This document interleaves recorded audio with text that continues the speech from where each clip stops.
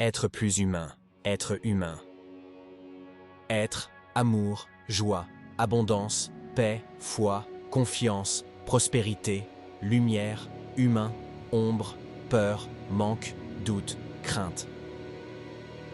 Pèlerin, voici démontré les deux natures dont tu es composé. Une nature ne va pas sans l'autre. Si tu bannis une partie de toi, c'est tout toi que tu bannis.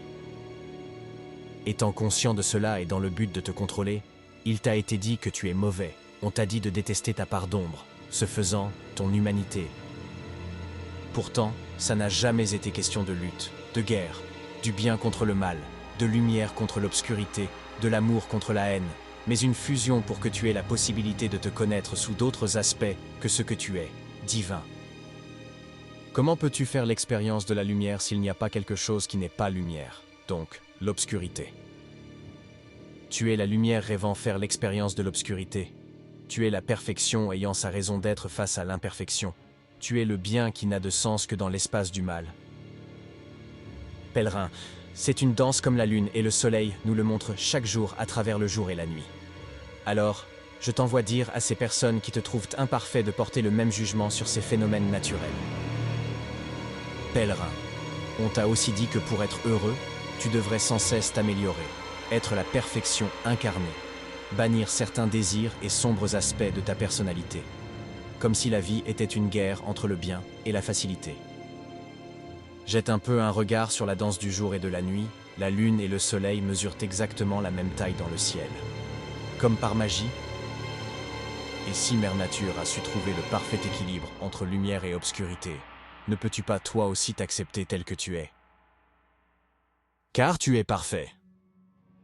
Sublime mélange de noirceur et de bonté, n'ayant rien à changer ni améliorer, totalement digne d'être aimé. 2000 ans de conditionnement religieux. Les premiers seront les derniers, t'ont fait croire que seule la souffrance pourrait te libérer. 100 ans de films hollywoodiens, les victimes sont les gentils, t'ont inconsciemment poussé à te rabaisser pour être apprécié.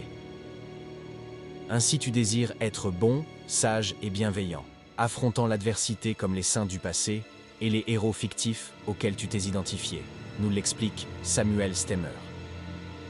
Ainsi tu acceptes la moitié de ce que tu es, blâmant l'autre moitié.